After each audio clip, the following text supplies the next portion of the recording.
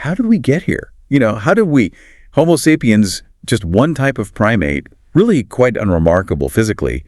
How did we end up, dominating the entire planet? It's a huge question, isn't it? Really stops you in your tracks when you think about it. Absolutely. And that's exactly the puzzle we're diving into today. Welcome, everyone. We're going deep into Yuval Noah Harari's massive bestseller, Sapiens, A Brief History of Humankind.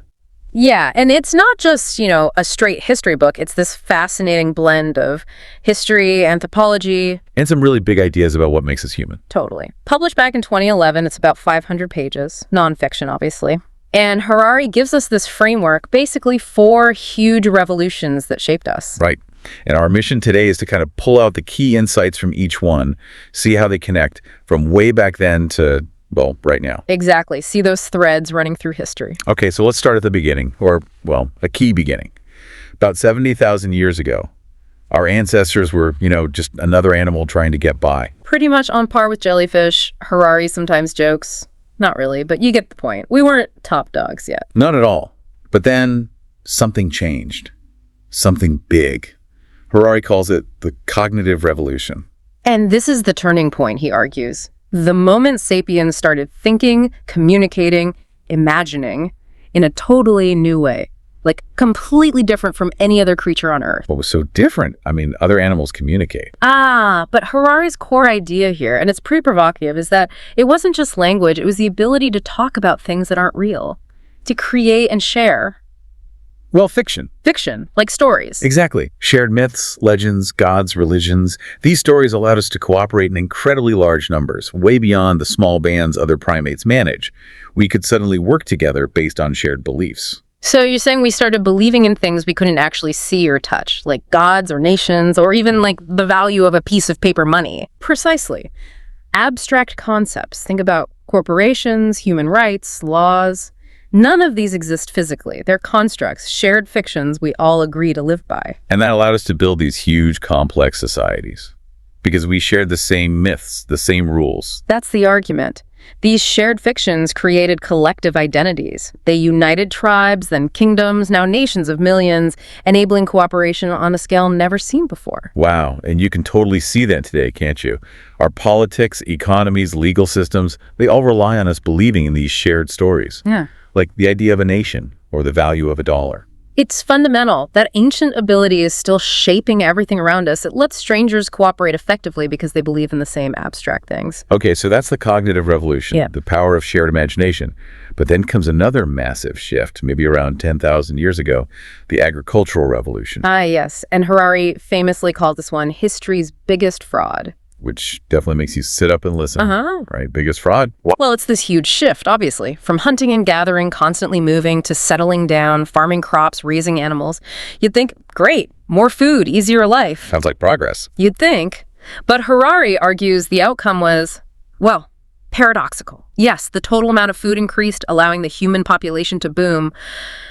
But for the individual, life often got harder. Harder? How so? More backbreaking labor, for one. Farming is tough work. Diets became less varied, relying heavily on a few staple crops like wheat or rice.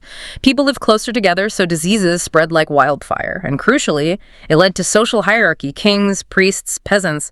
Inequality was born. So we treated a varied, maybe more challenging, but freer life for drudgery and disease, but more people. In a nutshell, yeah. And Harari has this amazing line. He says, we think we domesticated wheat, but actually wheat domesticated us. Explain that. Well, we became tied to the land, tied to the rhythms of planting and harvesting. We had to protect our crops, build settlements around them. Our whole way of life, our bodies even, adapted to serve the needs of these plants. Wheat spread across the globe because we took it there and catered to its needs. That really flips the perspective, doesn't it? Okay, so maybe not great for the average Joe back then, but it laid the groundwork for, everything else. Absolutely. This revolution led directly to the concept of private property. This is my land, my harvest. It allowed for permanent settlements, which grew into villages, towns, cities, and complex societies needed complex rules, often enforced by organized religion, which also blossomed during this period. So the foundations of modern civilization, property, cities, maybe even structured work really come out of this fraud. You can trace it right back. Our 9-to-5 jobs, our ideas about owning things, how our communities are set up. The roots run deep into the agricultural revolution. Okay, so we have big groups cooperating through fiction, then settling down because of agriculture. But the world was still full of separate cultures. How did things start merging? Right. That brings us to the next major phase Harari identifies, the unification of humankind. This happens more gradually, maybe over the last 2,000 or 3,000 years. Different human worlds start colliding and coalescing into larger units. And what drove that? What pulled everyone together? Harari points to three main universal orders or systems that really pushed this unification forward. First up, money. Money. The great equalizer, or divider, depending on how you look at it. Well, its power as a unifier was incredible. Suddenly you had a system of trust between strangers. People who didn't speak the same language or worship the same gods could trade because they both believed in the value of gold coins or shells or later paper notes. It's another shared fiction, isn't it? A universally accepted one. Exactly, a universal medium of exchange built on collective belief. It created economic connections across vast distances. Second unifier, empires. Right. Big political structures swallowing up smaller ones. Often violently, I imagine. Often, yes. Conquest played a huge role. But empires, once established, brought large territories under a single rule. They imposed common laws, languages sometimes, infrastructure. This forced interaction and exchange between diverse peoples within the empire's borders. Think of Rome or the Han Dynasty. So political unification, sometimes forced, but leading to more interaction. And stability, in a way, within those vast regions. And the third unifier Harari highlights is universal religions. Like Christianity, Islam, Buddhism. Precisely. These belief systems offered a message that, in theory, applied to everyone everywhere, regardless of their local tribe or customs. They created shared moral codes, shared understandings of the cosmos, linking people across continents into vast communities of faith.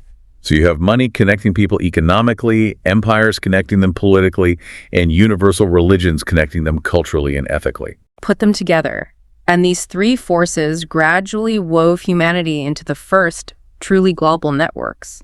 They laid the groundwork for the interconnected world we live in now. And you still see them at play constantly.